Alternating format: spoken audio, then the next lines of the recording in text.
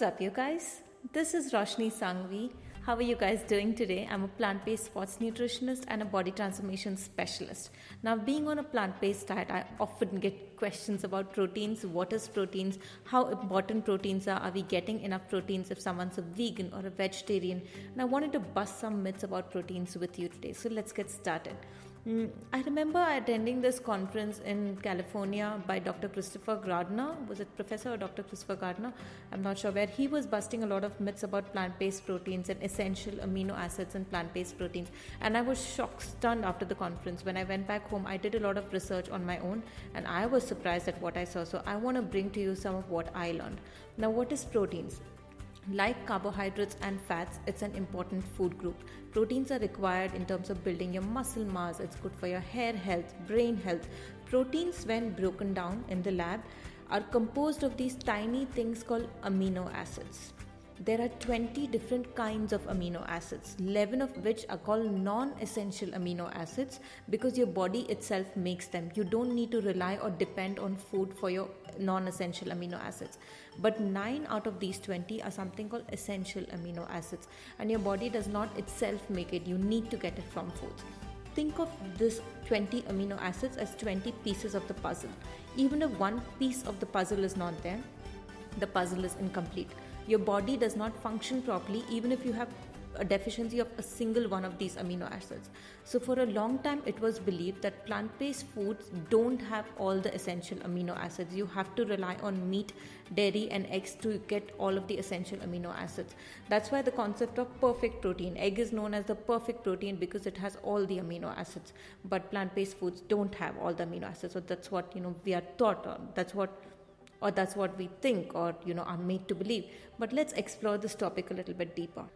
Now, in 1940, Dr. William Ross did this study in which he sort of calculated the minimum amount of proteins required for the human body, and the minimum amount required for a body to function well is about 20 grams. If you double that number at about 40 grams is what the World Health Organization recommends.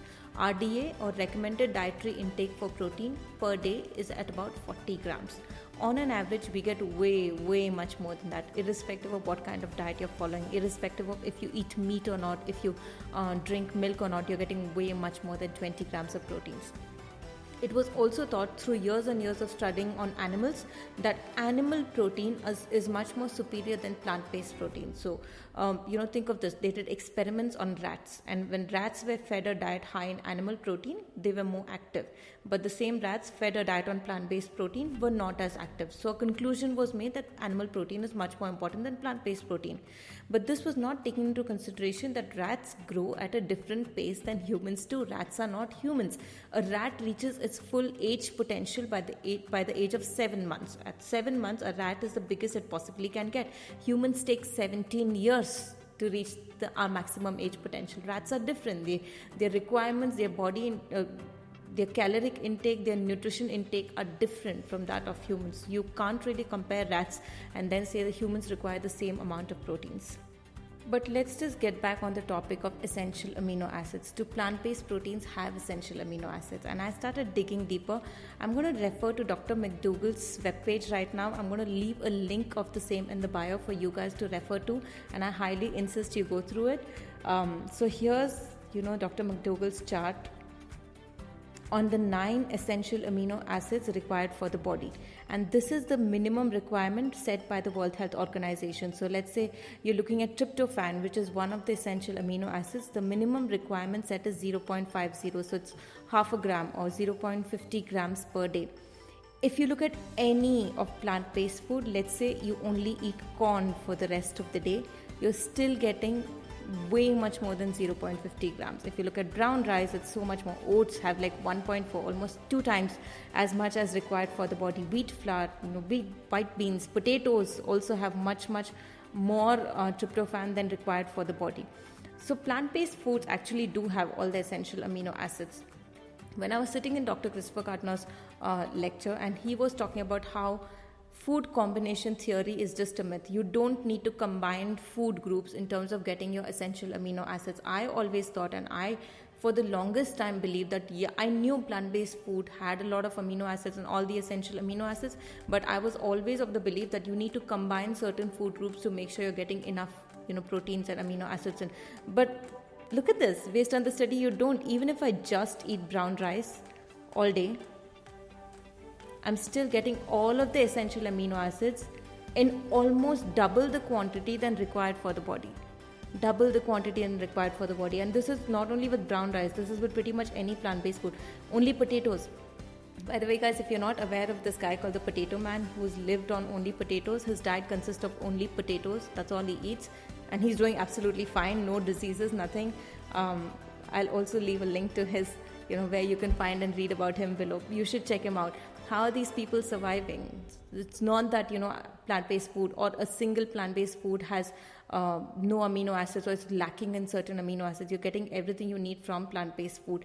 But now, at the same time, if I compare like eggs or milk or beef, the quantity of amino acids is much, much higher. So wouldn't it be better to take in a little bit extra, just to be safe? Now, this is another myth, which is, even if animal foods have more amino acids, when it comes to proteins, more is not always better. It's definitely not always better. Excess fat in the body is stored as triglycerides, fat cells. Excess carbs in the body is stored as glycogen stores in your liver and muscles. Excess proteins does not get stored in the body. Excess proteins has to be flushed out, because proteins by nature is very, very acidic and causes an acidic environment in the body.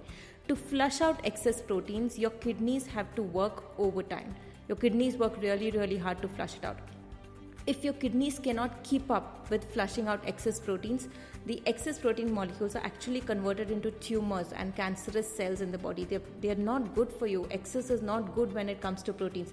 So even though you're getting a little bit extra from animal protein, you actually don't need it. But also consider, when you're taking in proteins from animal sources, you're getting cholesterol, you're getting saturated fats, you're getting IGF, you're getting these sulfur containing amino acids, all of which are literally poison to your body. You're not getting enough.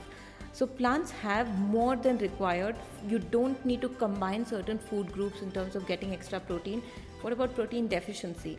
How many people do you know who have a protein deficiency? There's this concept of protein deficiency. It's actually calorie deficiency. If you don't eat enough calories, then you go in an overall nutritional deficiency, in which protein deficiency is one of the things.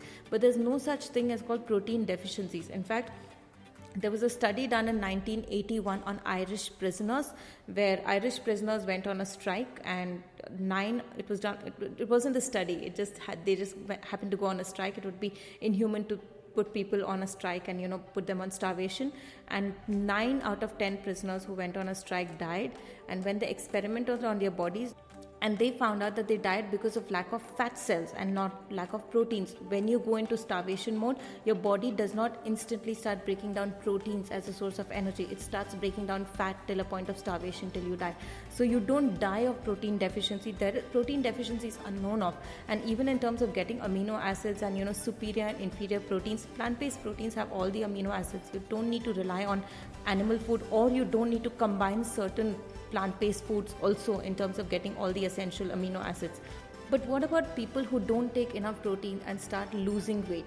That's a very, very tricky thing. Let's say you're into muscle building. You're trying to gain muscle mass, and you've been told that you need to consume a lot of proteins. First of all, irrespective of what your goals are, what you're training for, your body can only absorb so much proteins. If you're going to take excess, even though your training requirements are higher, even though your physical demands are higher, your body does not absorb so much. It practically cannot absorb so much protein, which is why gaining muscle mass is much harder than losing fat. Losing fat is way easy, but there's only so much muscle mass you can gain throughout the year.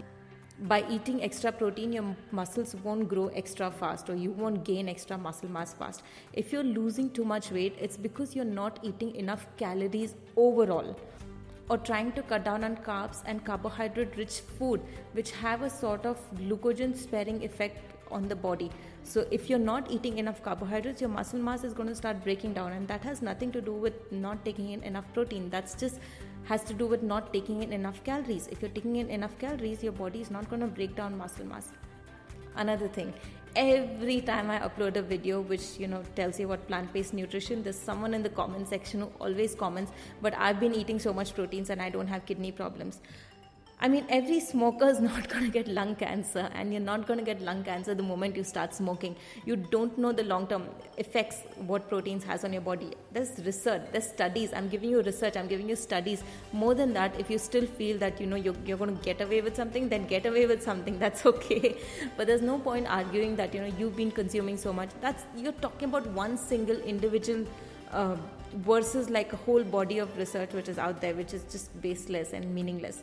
So yeah, that's it. Through this video, all I want to tell you is plant-based food is as protein rich than any other diet on the planet. And you don't need to do any kind of crazy food combination. You're getting all the essential amino acids. Even if you eat a single source of food throughout the day, you don't have to depend on food combinations or supplements in terms of getting your daily protein requirements in. I hope this video helps. If this did, share it with a friend or family who might want to see it. Subscribe to my YouTube channel, like and share this video. It really helps me grow and help me reach out to more people. Thank you so much, guys. Bye.